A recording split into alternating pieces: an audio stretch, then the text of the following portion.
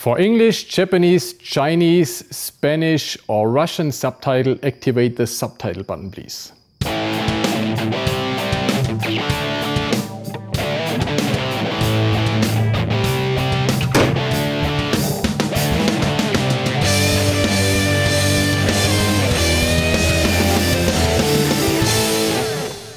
Hallo zu einer neuen Folge von Reptil TV. Hier meine super hübschen, schönen Intro-Tierchen, die wollte ich euch definitiv zeigen. Leider sind sie schon reserviert, verkauft, sie gehen weg, deswegen schön, dass sie heute noch da sind. Ich kann es euch zeigen. Sie waren schon auf Facebook auf unserer Seite.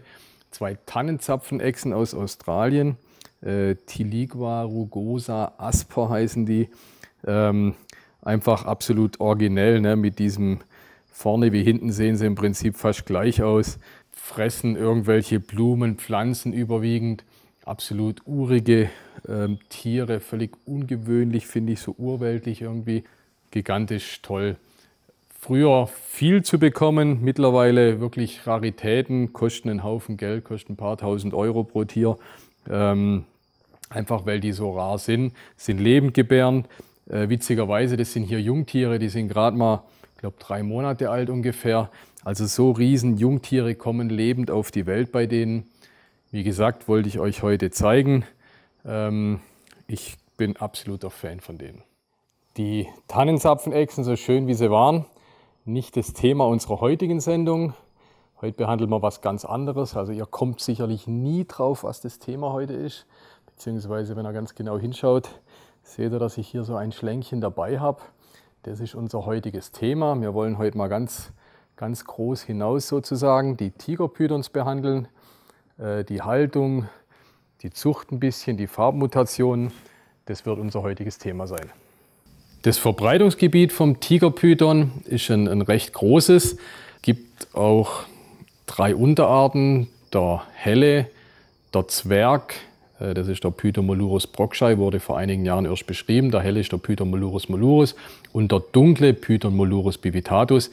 Das Ganze erstreckt sich von südöstliches Pakistan rüber über ganzen südostasiatischen Kontinent bis ins südliche China rüber. Ja, nach unten hin geht es bis auf die Inseln von Indonesien.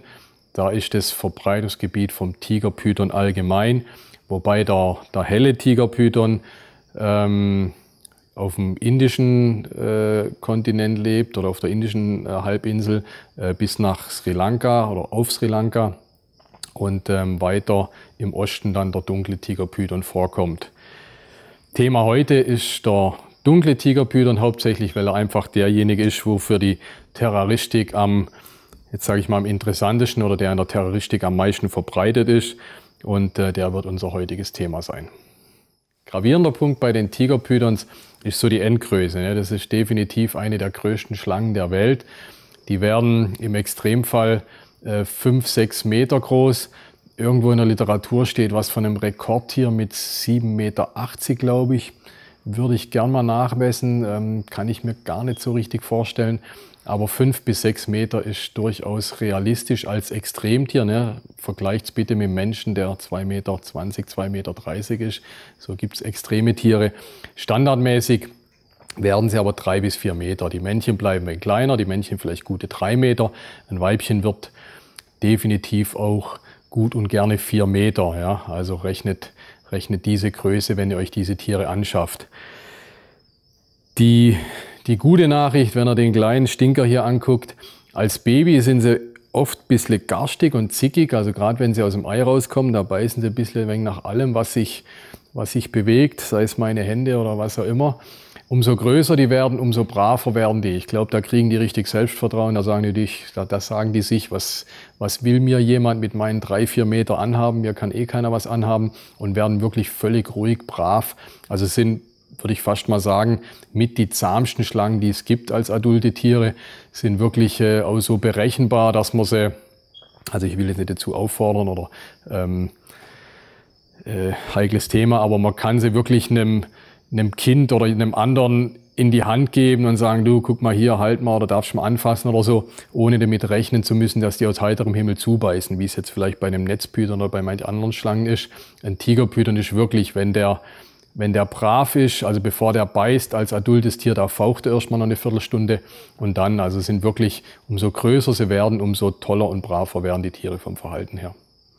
Zu den Haltungen von den Tieren, ganz klar, werden Riesenviecher, braucht er riesig viel Platz. Deswegen, ich kann hier auch schlecht das Terrarium hier auf den Tisch stellen, weil es einfach riesengroß sein muss.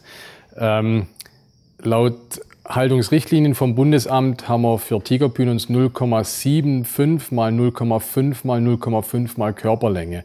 Das heißt, wenn ihr so einen 4 Meter Brocken habt, müsst ihr dem 0,75, das sind ungefähr 3 Meter, mal 0,5 sind ungefähr 2 Meter, mal 0,5 sind 2 Meter Größe bieten, wenn er die Größe von 4 Meter hat. Jungtier natürlich in einem kleineren Terrarium aufziehen, ganz klar. Mein Vorschlag oder meine Anregung wäre, holt euch für ein Jungtier so ein Meter Terrarium. Das hält eben bei 0,7 mal, bis das Tier 1,30 Meter, 1,40 Meter hat. Und dann baut euch ein richtig großes Zimmerterrarium. Da könnt ihr das Tier dann das Leben lang drin halten. Noch ein wichtiger Punkt zu der Erhaltung von Tigerpythons allgemein. In einigen Bundesländern braucht man eine Haltebewilligung. Ja, bei uns hier in Baden-Württemberg braucht man keine. Da hat jeder generell diese Haltebewilligung. Er muss sie nur richtig halten. Es gibt Bundesländer, ich glaube Hessen, Nordrhein-Westfalen meine ich auch, Bremen, die haben theoretisch ein Halteverbot und man muss eine Haltebewilligung beantragen. Also wenn ihr euch solche Tiere zulegt, müsst ihr das beantragen, dann könnt ihr die halten. Generell mal noch die Frage nach dem Muss, so eine riesige Schlange zu halten. Mein Vergleich ist immer die Spielzeugeisenbahn im Keller. Ne? Es gibt ja, so der klassische Deutsche hat im Keller eine riesige Spielzeugeisenbahn aufgebaut. Da sagt ja auch keiner, der spinnt ja der ganze Kellerraum voll mit der Spielzeugeisenbahn. Meiner Meinung nach ist es das Gleiche mit dem großen oder mit großen Schlangen, Echsen, großen Reptilien. Wenn jemand es will, wenn jemand diesen Platz opfert und zur Verfügung stellt, wenn er diese Faszination hat, dann finde ich, ist es absolut legitim. Natürlich muss er den Platz zur Verfügung stellen, natürlich muss er das ganze Ding entsprechend klimatisieren, aber dann spricht nichts dagegen. Dann bin ich auch schon beim Thema Klimatisieren. Der Tigerpython, wie ich vorher gesagt habe, kommt Südostasien. Ne? Stellt euch so ein Thailand-Klima vor, falls ihr da schon mal im Urlaub wart, oder Indonesien oder Sri Lanka oder was auch immer. Tag und Nacht bullig heiß, ne? Tagsüber 30 Grad, nachts 25, 26 Grad, hohe Luftfeuchtigkeit, tropisch. Dieses Klima müsst ihr dem Tier zur Verfügung stellen. Ohne diesen hohen Temperaturen geht's nicht. Und da noch beachten, das darf natürlich auch kein stickiges, nasses Loch sein, so Hauptsache Luftfeuchtigkeit hoch, den ganzen Boden nass, das bringt natürlich auch nichts. Also es muss natürlich auch ein gutes Klima sein. Das Licht an sich ist in Anführungsstrichen Wurst, ne, sage ich immer wieder. Eine Schlange oder eine Python braucht kein UV-Licht oder irgendwas in der Art. Oder die braucht überhaupt, in Anführungsstrichen, überhaupt kein Licht. Hauptsache da ist ein bisschen hell drin. Alles andere ist der Schlange wirklich völlig egal. Und da im Wald, wo die lebt, oder in dem Versteck, ist es eh dunkel, zu dem sie nachtaktiv ist. Das Licht ist einfach für euch, damit es schön aussieht. Dann sieht das Terrarium schön aus. Ihr seht natürlich, was drin ist. Also von dem her, Licht macht da rein, was ihr wollt. Irgendeine energiesparende Röhre oder weiß der Herrgott, irgendwas, wo einfach in dem Terrarium ein bisschen hell macht. Der viel, viel wichtigere Punkt ist die Beheizung von dem Terrarium. Erinnert euch an die letzte Folge, da haben wir Terrarienheizungen angesprochen. Wir kamen zu dem Ergebnis, dass diese Heatpanels bzw. Heatpanels generell eine tolle Methode sind, Terrarien zu beheizen. Hier haben wir so ganz neue Heatpanels. Wirklich ein super cooles Produkt. Ne? Da sind so Füße dabei. Die Füße schraubt man an die Decke fest. Hier sind Löcher. Da kann ich die reinmachen, justieren, welche Höhe ich will. Ein bisschen Abstand von der Decke. Schraube ich oben fest. Wattstärke je nach Terrariengröße natürlich. Damit kann ich das Terrarium super beheizen. Beziehungsweise alternativ, wie schon die letzten 20, 30 Jahre, der gute alte Elsteinstrahler. Auch der hilft im Terrarium eine gute Hitze zu bekommen. Schutzkorb natürlich drumherum und den Elsteinstrahler. Da müsst ihr ordentlich Energie reinstecken in ein großes Terrarium für Tigerpythons, also selbst so ein Jungtier-Terrarium, das ich vorher angesprochen habe, müsst ihr schon mit 60 Watt circa mindestens beheizen. Beziehungsweise wenn ihr so einen ganzen Raum beheizen wollt, dann wird es auch mit solchen Dingen schwierig.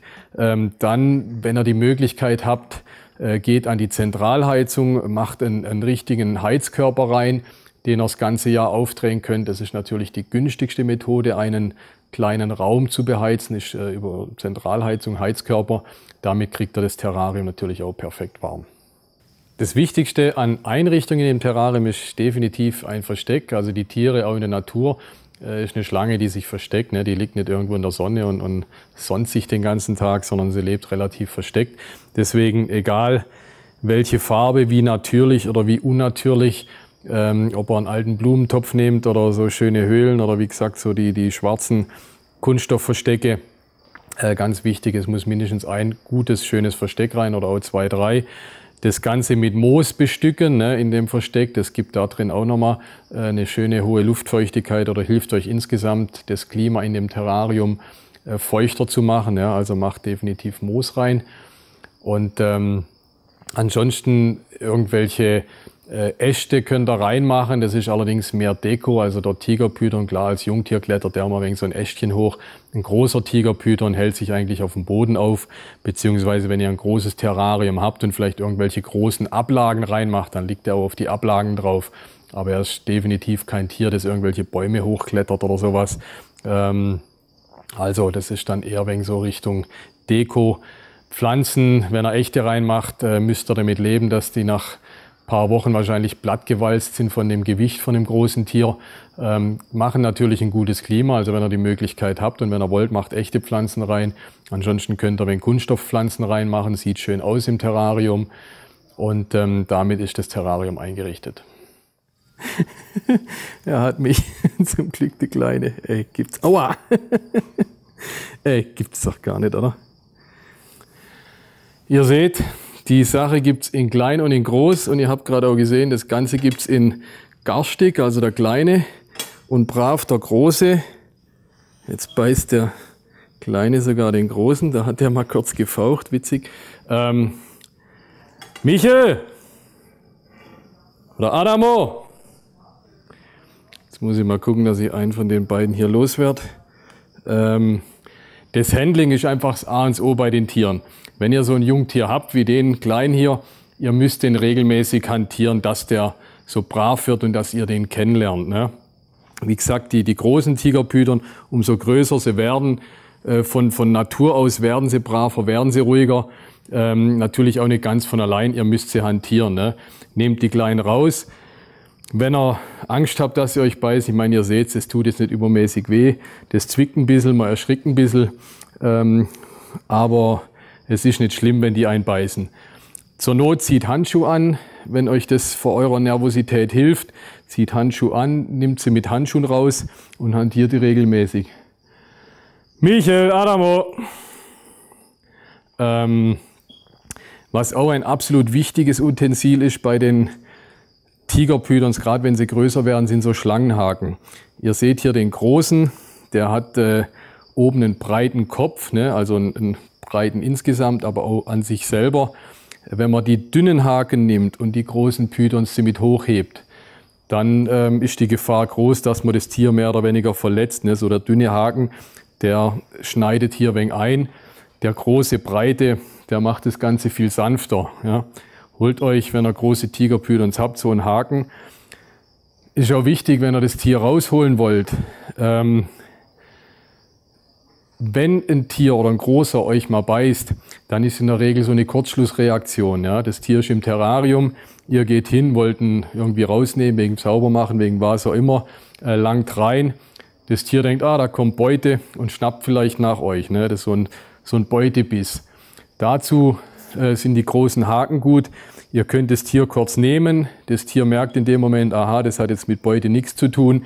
Dann könnt ihr im Prinzip, wenn ihr das mit dem Haken begonnen habt, den Haken auch weglegen und das Tier von Hand händeln. Dann ist dieser erste Schreckmoment für das Tier vorbei.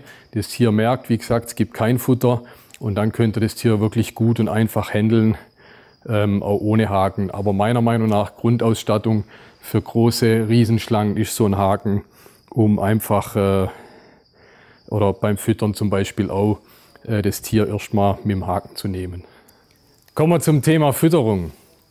Damit die Kleinen so groß und stark werden wie der hier, müssen wir die natürlich reichlich füttern. So Jungtiere füttert man einmal die Woche. Normaler Rhythmus, passend großes Futtertier. Also so ein kleiner hier, der frisst schon so halbwüchsige Mäuse. Und als Faustregel gilt ja eigentlich immer, wenn ihr den füttert, dann muss man dem ansehen, dass er was gefressen hat. Michael, komm mal bitte, nimm mal jetzt mal das Vieh hier ab. Sollen beide weg?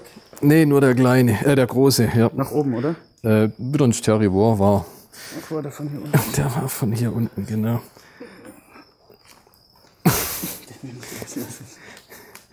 Also während der Michael hier das Tier von meinen Füßen abwickelt, erzähle ich euch weiter über die Fütterung.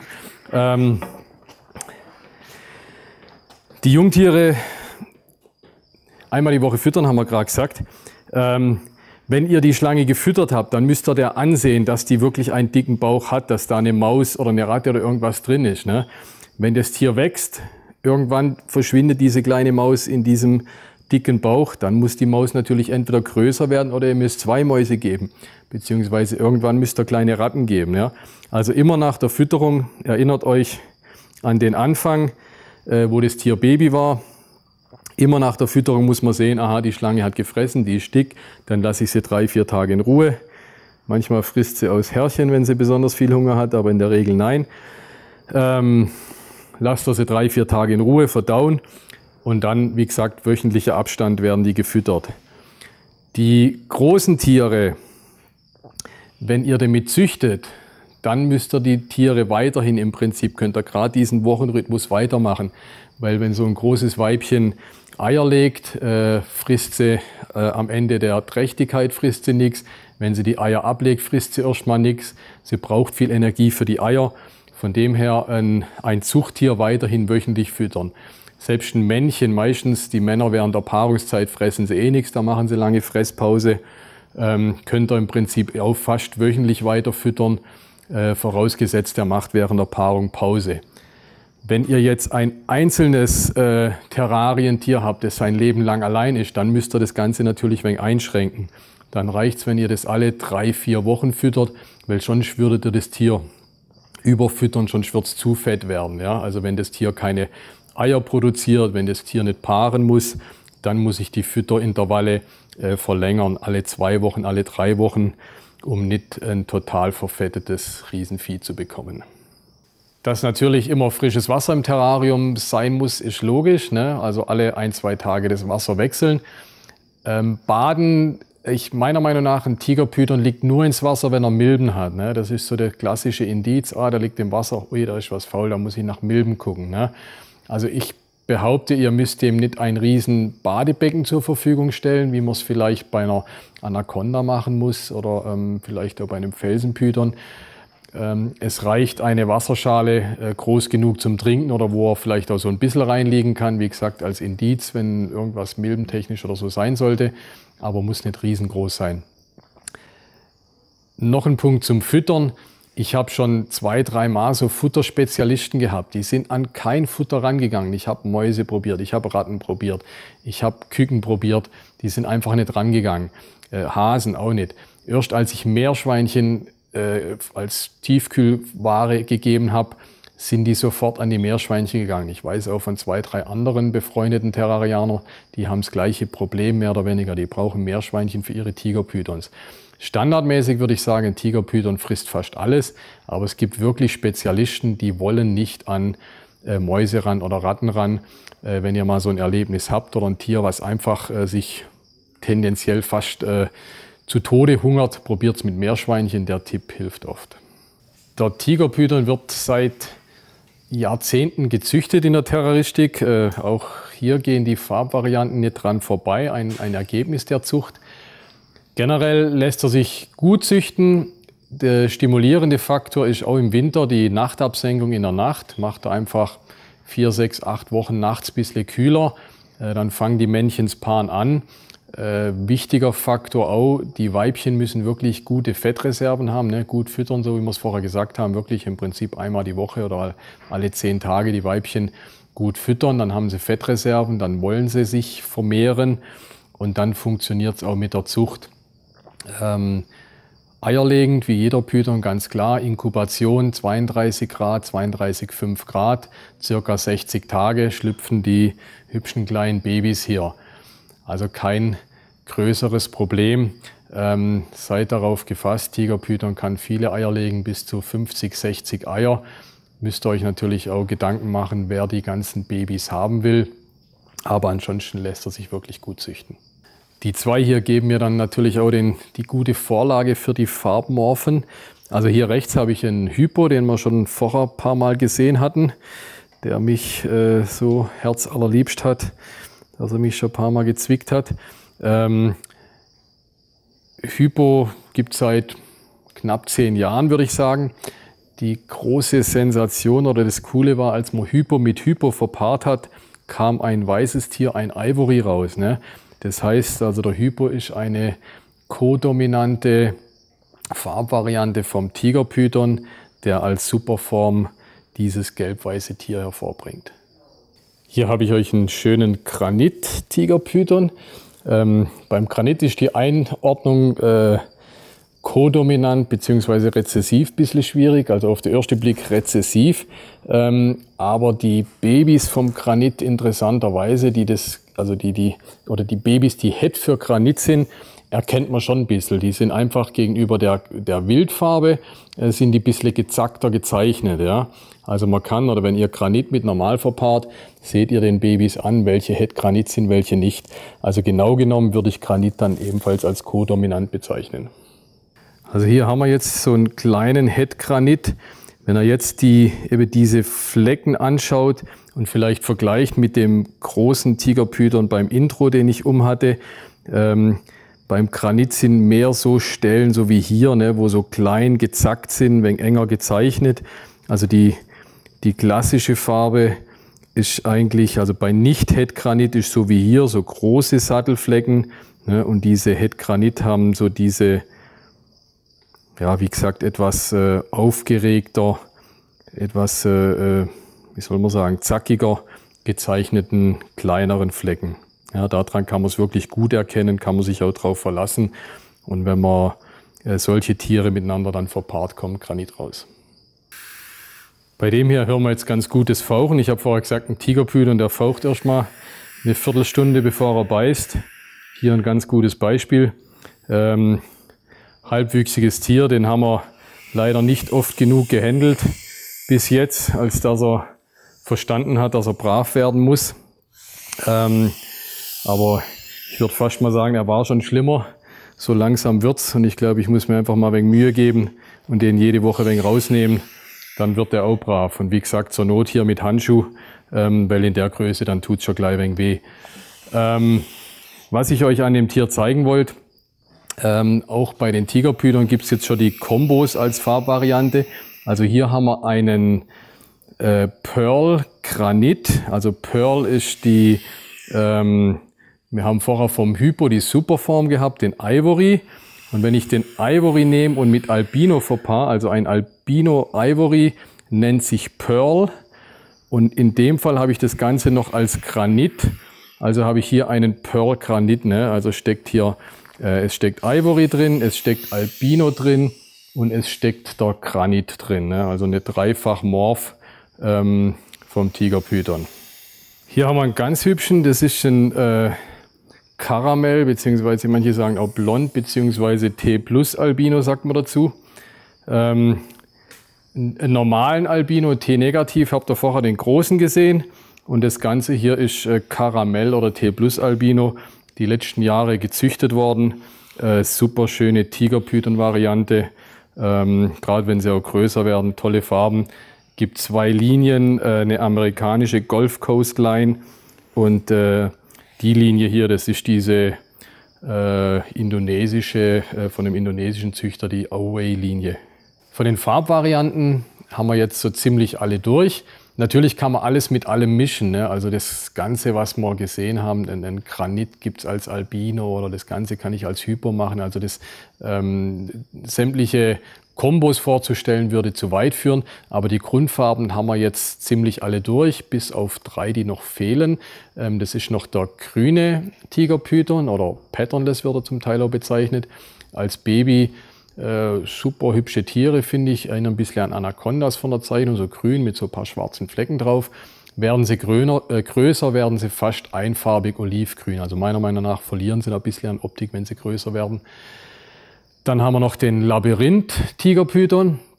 Gab es vor 10, 15 Jahren, 20 Jahren, wo ich angefangen habe als junger Terrarianer, gab es die noch relativ viel, kamen aus den USA, gab es Labyrinth, Albino-Labyrinth, super hübsch, also ein bisschen ähnlich Granit, aber doch anders halt, ne, so eine Labyrinth-Zeichnung. Gab es recht viele. Ich glaube, die sind diesem Virus, es gab bei den Tigerpython oder gibt es immer noch, aber scheinbar ist der nicht mehr so aggressiv oder ist relativ verschwunden, gab es so eine chronische Atemwegskrankheit, wohl durch einen Virus hervorgerufen. Und besonders die Labyrinth hatten den relativ stark. Und dieser Virus hat wohl den Bestand an Labyrinth-Tigerpython ziemlich dahingerafft, leider. Ne? Und zu guter Letzt gibt es noch den Calico-Tigerpython. Wie auch bei den Netzpython ist der Calico leider nicht vererbbar, sieht super schön aus, ne? Tolle Farben. Leider, wenn man sie weiter züchtet, Mitarbeiter von uns, der Michael, hat jetzt auch gerade wieder gezüchtet, Calico mit was anderem verpaart, kam leider keine Calicos raus. Auch beim Rückverpaaren sind die Chancen relativ gering. Scheinbar scheint es so zu sein, dass auch beim Tigerpython der Calico nicht vererblich ist. Zu guter Letzt der Ausblick auf gute Literatur. Es gibt nicht allzu viel über Tigerpythons im Vergleich zu dem, wie viele Tiere es oder wie lange die schon gezüchtet werden. Gibt es nur 2 deutschsprachige Bücher. Das ist zum einen hier der Klassiker vom Henry Belosa, ist schon rund 10 Jahre alt. Schönes Buch, hat der Henry sich wirklich Mühe gegeben, toll recherchiert. Und dann haben wir relativ neu hier dieses Art für Art, der dunkle Tigerpython, Moritz von Zettelmann. Wirklich auch ein tolles Buch, also gefällt mir auch ganz gut. Sind einige aktuelle Informationen drin. Auch der Molurus brockschei ist erwähnt als neue Zwergform Unterart. Nettes Büchle, kann ich euch auch wirklich empfehlen. Büchle im Sinne halt einfach von der Größe her, aber der Inhalt ist wirklich ein gutes Buch. Also holt euch Literatur und lest, weil nicht alles können wir hier im Film erzählen. Dann sind wir durch mit der heutigen Folge, noch ein bisschen in eigener Sache. Wir hatten mal überlegt, so über diese ganzen Mythen, die es über Reptilien gibt, was zu machen. Wenn ihr da Ideen oder Anregungen oder irgendwelche tollen Mythen habt, so riesengroß und 20 Meter oder was weiß ich was gefressen oder weiß der Herrgott, irgendwelche Mythen, mailt's uns bitte zu an die info@reptil.tv. Ja, dann bleibt mir treu, checkt meine Balls und checkt die Burmese Pythons, Tigerpythons, beziehungsweise wer hat es gemerkt, das hier ist kein Tigerpython, sondern ein Netzpython, ein Retic. Da kommt sicherlich auch mal eine Folge drüber.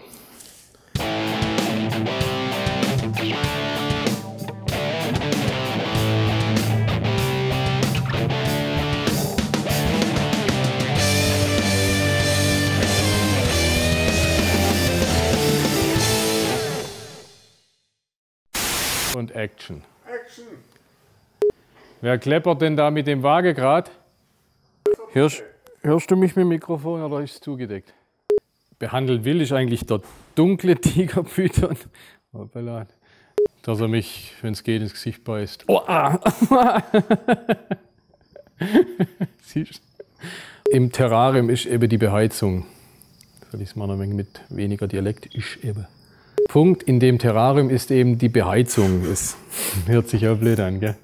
Den nehmen wir jetzt den Take. Ich schwitze, ich bin aus dem Pool. Aber jetzt beißt der mich schon wieder. Hallo! Michel! Herrgott, nein!